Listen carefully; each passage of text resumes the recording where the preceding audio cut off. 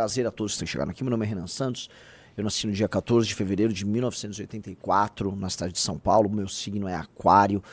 Meu time é o São Paulo Futebol Clube, mas também gosto muito da Portuguesa de Esportes. Meus heróis são Jaspion, Ayrton Senna. Acho que são os meus dois heróis da infância. Foram Jaspion e Ayrton Senna. Mas também gosto muito do Seiya de Pegasus e do Ikki de Fênix. Foram dois heróis importantes também na minha formação. Morei na Zona Leste de São Paulo, depois Zona Sul de São Paulo. Entrei na Faculdade de Direito da USP. Não completei o curso, fiz faculdade política acadêmica, larguei, fui trabalhar com recuperação de empresas, venci, perdi. Depois voltei a me envolver em política a partir do ano de 2013, nas famosas jornadas de 2013. Lá entendi que aquela defesa genérica de somos todos contra a política, de nada servia. Lá aprendi que deveria criar um grupo que defende um nicho de ideias específico. Com base nisso, fundei em 2014 com meus amigos Kim Kataguiri, Pedro Deirô, Alexandre Santos, Gabriel, Rafael Riso, precisamos dizer aí. Estava lá. Fred Hall, acho que foram esses, né? O grupo Movimento Brasil Livre, e grupo que entrou para a história como um dos movimentos mais importantes da história do Brasil, mais importante em termos políticos, em termos de resultados políticos do que o MST, por exemplo, mais importante em termos de movimento de juventude do que a UNE. Vocês precisam entender quem é o Movimento Brasil Livre e colocar sua perspectiva, tá?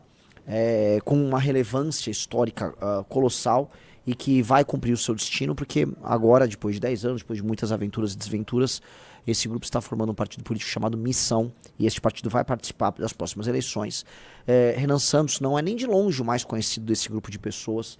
Kim Kataguiri é muito mais famoso, Guto Zacarias é muito mais famoso, Amanda Vettorazzi é muito mais famosa, Arthur Duval é mais famoso, outros, Cristiano Beraldo é mais, e vários líderes regionais também são mais conhecidos do que Renan Santos.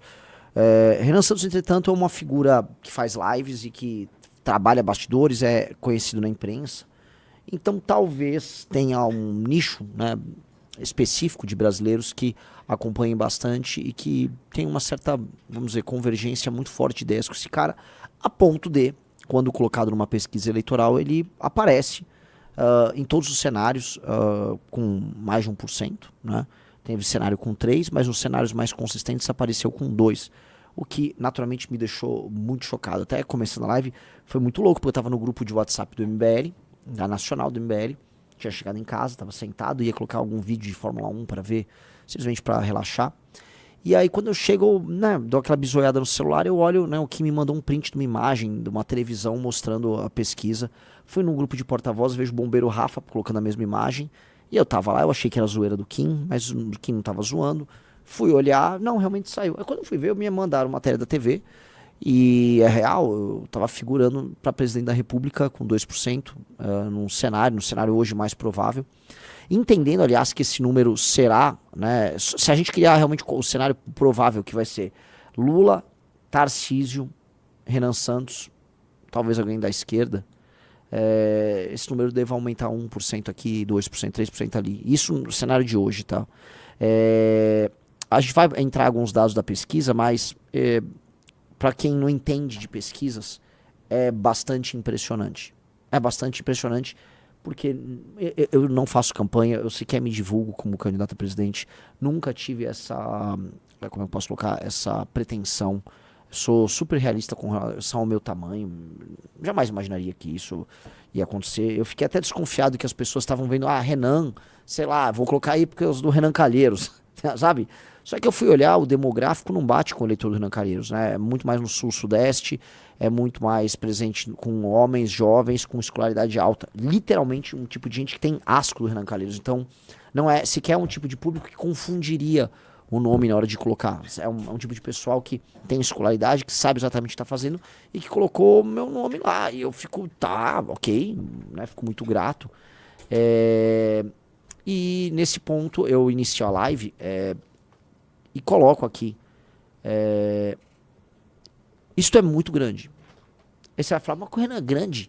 2% é grande? Sim, é grande. Eu não sou, eu volto a falar, nem de longe um dos caras mais conhecidos do grupo, tá? Mas o fato de já aparecer aí denota um grande potencial. E o potencial é o seguinte: como nós não estamos abrindo hoje concessões para os mais diversos públicos, então nós não vamos falar nós não estamos buscando agora falar com a tia do Zap ou com o tio do Zap. O homem boomer tanto a esquerda quanto a direita, não será alvo do nosso trabalho. Se ele gostar do nosso discurso, beleza. Mas nosso discurso não foi voltado para ele, porque o objetivo do nosso discurso é justamente negar os erros cometidos pelas gerações mais antigas. Você fala, o que você quer dizer com isso? Muito simples. O erro cheio de culpa, que foi a tal da Constituição de 88, que foi construído pela geração boomer, por esses homens e mulheres, hoje com mais de 60 anos, esse erro vai precisar ser corrigido a duras penas. E quais são essas duras penas? São muitas. Nós vamos precisar definitivamente alterar a legislação que mexe com o direito penal e processo penal. A culpa dos porões do DOPS vai ter que ser jogada de lado para a gente entender que o crime organizado mata muito mais gente, mas muito mais gente do que os mortos da ditadura militar. Não há comparação. Muito mais gente inocente morreu do que vítimas da ditadura. E aqui eu coloco as vítimas inocentes e as vítimas merecidas da ditadura militar. Tinha muito terrorista que mereceu o prego que tomaram, mereceu o chumbo, tá? Muita gente que morreu nas mãos dos militares e merecia ter morrido nas mãos dos militares. Os assassinos do Mendes Júnior, um herói da Polícia Militar de São Paulo, que foi vítima dos terroristas, tinham que morrer e muito bem morrido numa bela de uma cova, tá? Então, teve gente que não era inocente que morreu, assim como teve gente que foi alvo de violação, de tortura e dos crimes mais horríveis cometidos ali na ditadura militar. Mas nada disso, nem em termos quantitativos ou qualitativos, se equipara ao caos que virou a segurança pública do Brasil desde a promulgação da Constituição de 88 e desde os entendimentos infelizes que os tribunais brasileiros têm e que a política brasileira tem sobre enfrentamento ao crime. A gente se tornou leniente, a gente permitiu que milhões de brasileiros vivam sob a égide do crime organizado mesmo. Vivam com medo, vivam sob um terror constante. Que o crime organizado hoje, como o PCC, fature bilhões. Que operações da Polícia Federal aconteçam e, na prática, os envolvidos não vão ficar muito tempo na cadeia. Grupos como o do Comando Vermelho e congêneres tomando cidades inteiras como Fortaleza. É isso que vocês estão ouvindo. Fortaleza está nas mãos do Comando Vermelho. O crime organizado já tomou. Salvador, você tem uma guerra de facções. Se você fizer assim, ou fizer uma joinha, ou um V da vitória, você vai estar sinalizando eventualmente com uma facção, e aí vão ver sua foto e vão eliminá-lo. Natal, brigas e tiroteios envolvendo gangues das mais bizarras e diversas. Belém do Pará, a cidade, além de ser hoje um favelão na mão dos barbários, uma triste sina de um lugar lindíssimo que poderia ser incrível, é também um dos lugares mais perigosos do Brasil. Todas as capitais do Nordeste, São Paulo como exportador do PCC. Para onde nós olhamos, nós vemos o crime. E essa é uma das coisas que, infelizmente, foram legadas pelas gerações mais velhas. A ideia do, olha só, temos que tomar cuidado, porque o importante é reabilitar. O importante não é reabilitar. A partir do momento que uma pena é construída de modo a reabilitar o criminoso, a própria lógica da pena, a própria noção de função da pena, ela tem como objetivo, ou seja, ela tem como protagonista um criminoso. Ou seja, a pena é feita para dissuadir outro criminoso ou para reabilitar aquele criminoso. A pena ignora o papel da vítima. A vítima é apenas, vamos dizer, um elemento instrumental, como diz o importante jurista Silvio, um jovem brilhante, tá? A vítima é um instrumento, ela é instrumentalizada, é colocada ali, vamos dizer, aos olhos do direito, apenas como um instrumento para que você promova justiça social ou reabilitação. Mentira! A vítima é a protagonista. Nós temos que voltar a colocar a vítima dos crimes violentos como protagonista. Ou voltar não, pela primeira vez na história do Brasil, colocar ela como protagonista. Nós também temos que mudar o direito brasileiro para torná-lo apto, junto com as forças de segurança do Brasil, a destruir o crime organizado e não permitir que nunca mais ele retorne às posições que ele está hoje. Outra coisa que aconteceu, a ditadura militar, né, por ter sido também ela própria uma ditadura, ela deu aso, tá, a uma sanha tão democratizante que permitiu que ONGs de todos os tipos, associações de todos os tipos, aparatos paraestatais, um exemplo, a OAB, se tornassem tão poderosas que eles se incrustassem na máquina do Estado e participassem desse jogo todo, tornando o Estado completamente paralisado. Um exemplo, para eu ser bem claro com vocês, a lógica que permite, vamos dizer, que sindicatos, partidos e associações de âmbito nacional entrem com ações, ADPFs de todo tipo, no STF. E aí, qualquer um dessas associações fica participando e judicializando, por exemplo, projetos de leis oriundos do legislativo, que deveriam ser soberanos. A lógica dos privilégios, do funcionalismo com toda a sua estabilidade. A lógica dos direitos para o funcionalismo público sem parar. Direitos sem deveres, direitos sem deveres. A lógica é que o grande problema do Brasil é a desigualdade. Portanto, vamos ficar sugando de quem produz e vamos dar para quem não produz.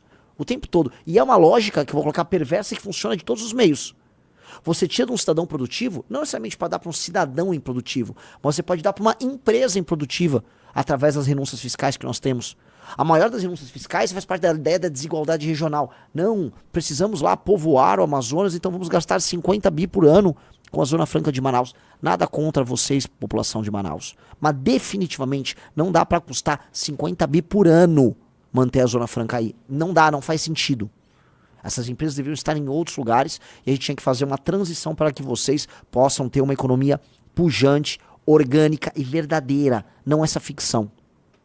As regiões nordeste do Brasil, por conta de sofrerem muito, historicamente estão sempre sofrendo muito, né? Elas são, vamos dizer, destinatárias de recursos dos mais diversos de todos os programas sociais, até porque são hiperrepresentados tanto na Câmara, pela divisão federativa, quanto por um Senado que segue uma lógica antiga, né, ou uma lógica clássica, federativa, que faz com que todos tenham 3 senadores.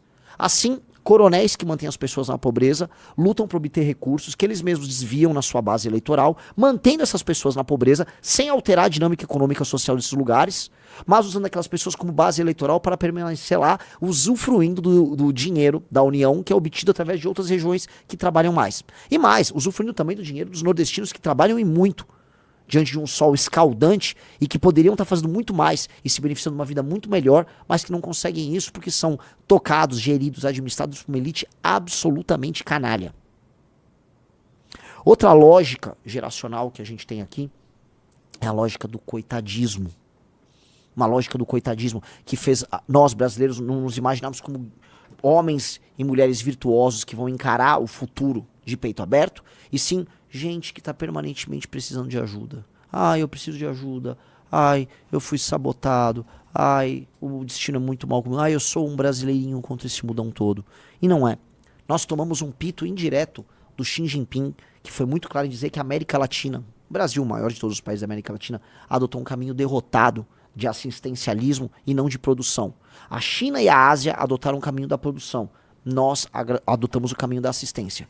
Eles estão ricos, nós estamos subdesenvolvidos. Eu volto a colocar, a Ásia está rica, a Ásia já é desenvolvida e daqui até o fim desse século será o leste asiático a dar as cartas no mundo, junto com os Estados Unidos.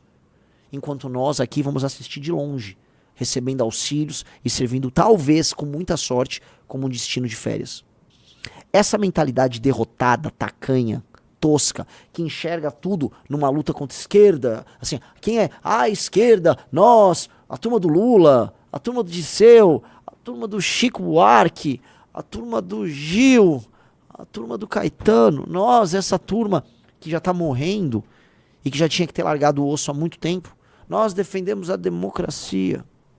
E do outro lado, a turma dos generais, do capitão Bolsonaro, a turma do regime militar, da Transamazônica, a turma do Arena, a turma que entregou uma dívida externa gigantesca pro Brasil, a turma que entregou um Brasil todo atrapalhado, a turma que ajudou inclusive essa esquerda a crescer.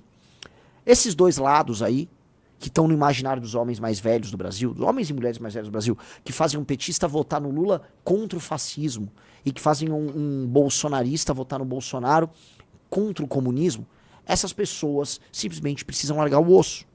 E aí, quem é Renan Santos? Renan Santos é parte de um grupo de pessoas que está propondo mudar esta dinâmica por completo.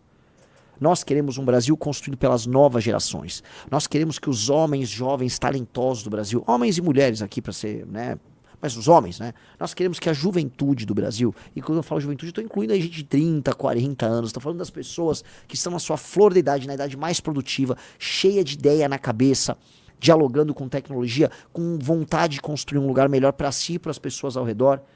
Nós achamos que essas pessoas têm que ter essa oportunidade, que essas pessoas não podem apenas pagar a conta dos erros do passado dos seus pais e avós, mas sim que, dado que pagam a conta, que vão ter que se sentar à mesa e ter direito de escolher o próprio destino. Porque do jeito que tá, o único destino que essas pessoas escolhem é o do aeroporto para ir embora do Brasil, tentar a vida em outro lugar. E é muito mais fácil hoje e melhor pegar um avião e tentar a vida em qualquer lugar, no Canadá, nos Estados Unidos, na Europa, na Austrália, tem gente que já foi pra Ásia, do que no Brasil. E mais, o Milei já estava falando em fechar a fronteira para nós brasileiros, porque os argentinos serão, talvez, aqueles a não negar a chegada de brasileiros, porque no caminho que a Argentina está tomando, quando comparado ao nosso, a Argentina está melhor do que a gente. Veja, quem é Renan Santos? É só um proponente disso.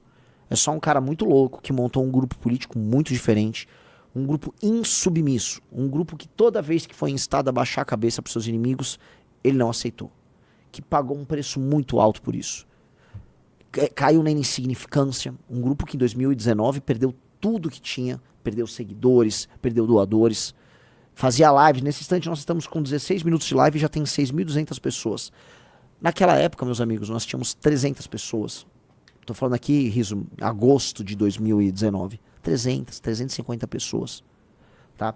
Nenhum doador. Faturamento mensal do Movimento Brasil Livre, R$26 mil.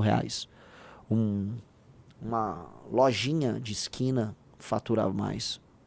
Mas nós continuamos com o sonho maluco, não, vamos ficar de pé, vai dar certo. Eu nem sei por qual razão, naquele momento, o momento mais negro de todos, o momento mais difícil, nós estávamos de pé. Eu não consigo nem entender, porque era tão pouco dinheiro e nós caímos tanto na irrelevância e os ataques eram tão grandes que não dava para acreditar. Era uma época, só pra contar pra vocês, tá? Que quase ninguém na tal da direita independente estava conosco. Nós éramos ataques de muita gente que até se tornou amiga de novo da gente. Fica aquele vagabundo lá do Nando Moura, ele não gosta, ele tem uma memória seletiva. Aquela época, quando já estava muito claro os crimes do Bolsonaro, ele era bolsonarista, porque ele queria atacar a gente, porque ele tinha uma inveja do Arthur, talvez, tinha os problemas ali mal resolvidos dele, né? Um sujeito perturbado. Mas muitos outros, não era intuitivo estar na posição que nós estávamos.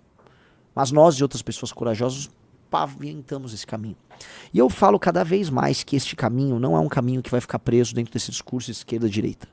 Eu faço uma pergunta para vocês. Importa se o Nayib Bukele é de esquerda ou direita? Importa.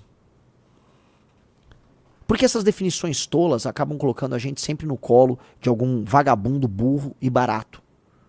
Um vagabundo burro e barato, com o discurso mais tosco de todos. Aí o Bolsonaro, eu sou de direita! O que quer dizer ser direita? Hoje um brasileiro acha que ser de direita é ser Bolsonaro. Nós não somos Bolsonaro. Mas nós temos posições muito mais duras e resolutas do que o Bolsonaro.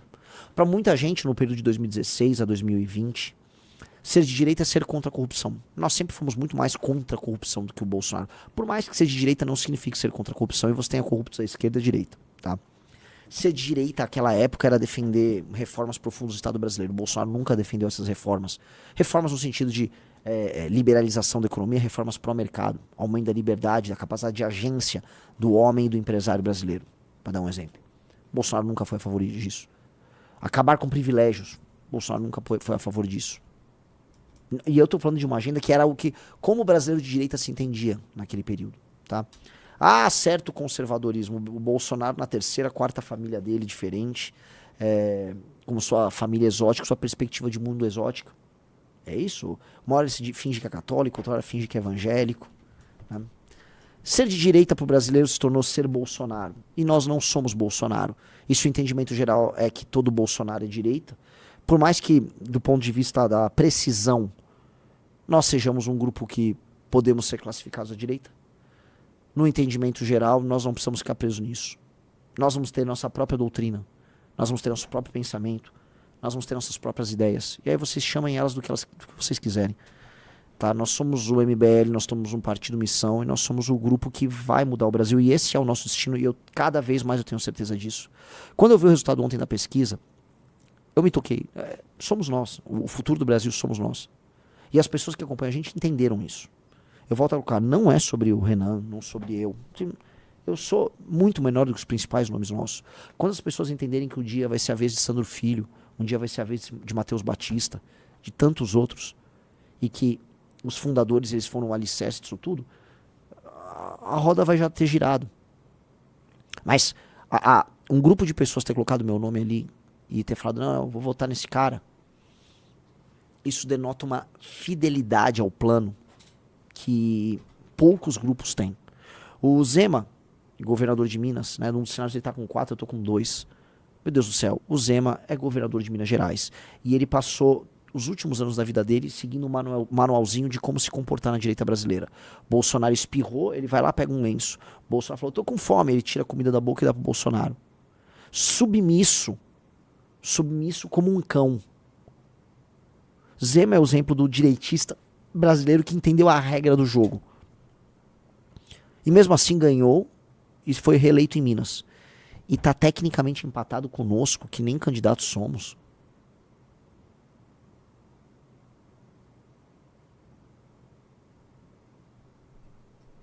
Isso é muito bizarro. Isso quer dizer que se nós fizermos alguma campanha, nesse cenário que vocês estão vendo aí, que é o cenário 1 estimulado, tá? Que é o cenário hoje o mais provável, se eu me esforçar um pouquinho, eu busco esse Zema, eu passo ele. E se a gente aumentar o nosso conhecimento e levar o nosso discurso pro resto do Brasil, eu não acharia loucura a gente começar a buscar os 6, 7, 8, 10%.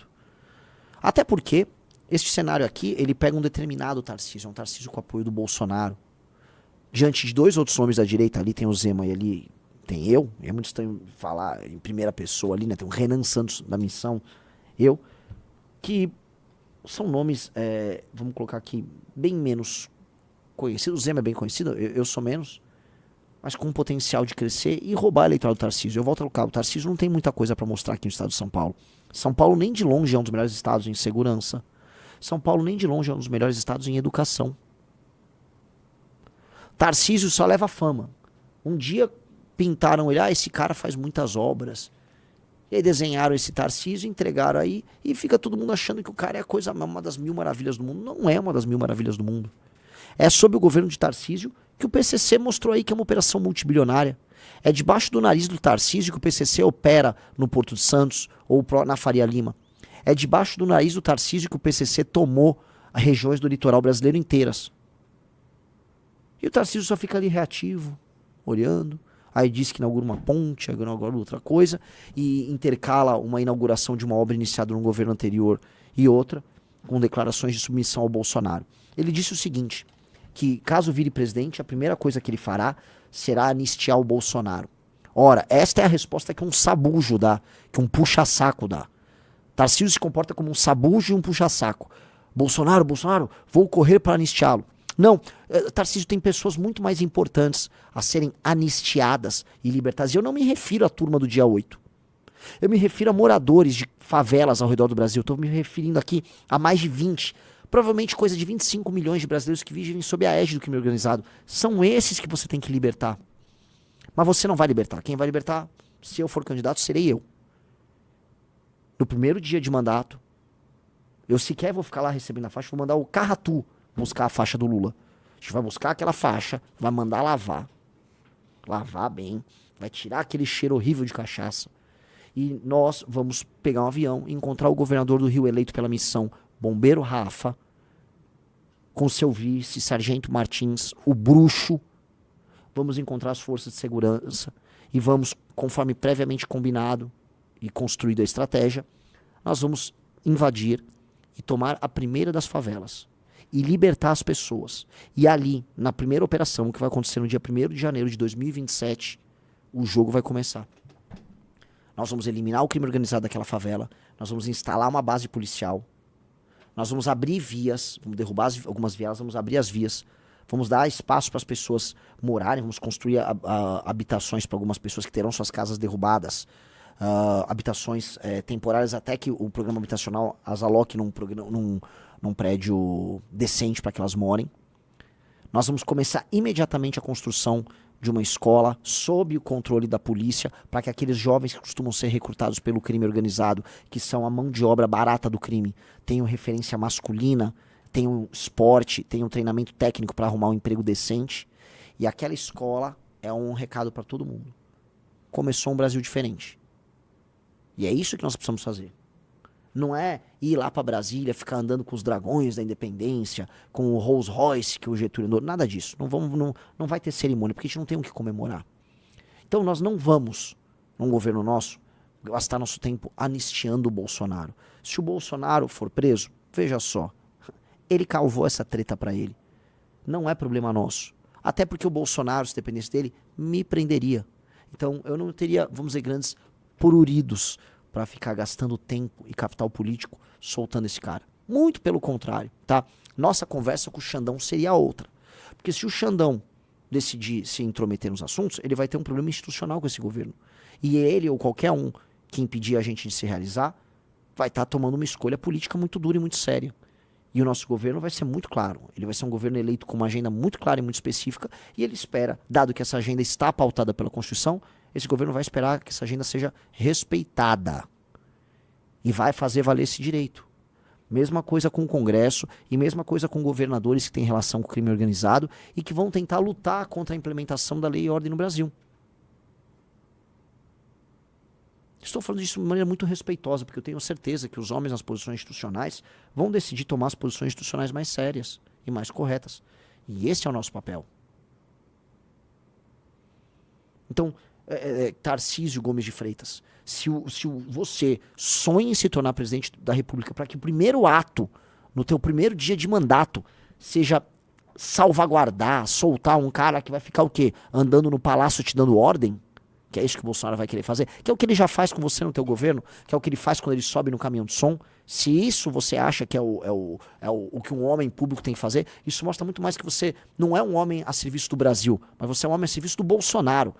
Como você já foi um homem a serviço da Dilma, um homem a serviço do Moreira Franco, um homem a serviço do Temer e um homem a serviço do Bolsonaro. E agora, inclusive, um homem a serviço do Ciro Nogueira e do Kassab. Definitivamente você não está a serviço dos 25 milhões de brasileiros que vivem sob a égide do crime organizado. É ou não é? E nós vamos recrutar os homens de bem de todo o Brasil para participar do governo. Todo mundo será.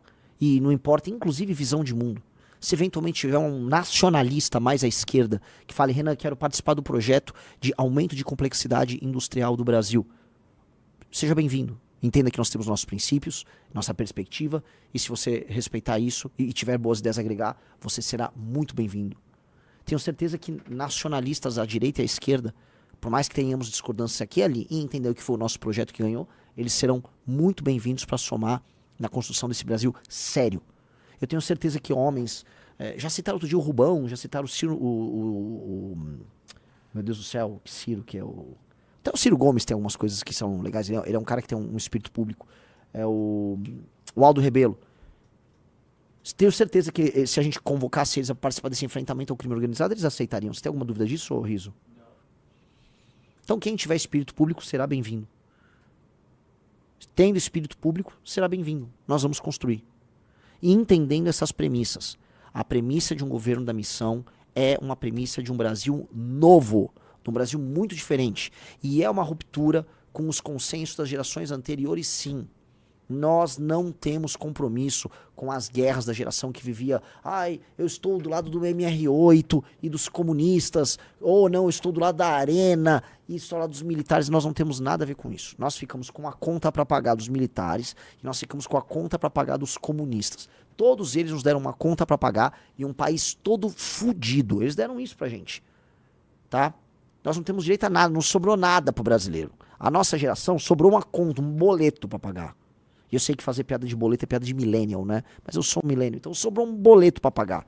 Sobrou uma pemba aí pra gente. E cabe a gente falar, se a conta é minha, quem paga a banda escolhe a música.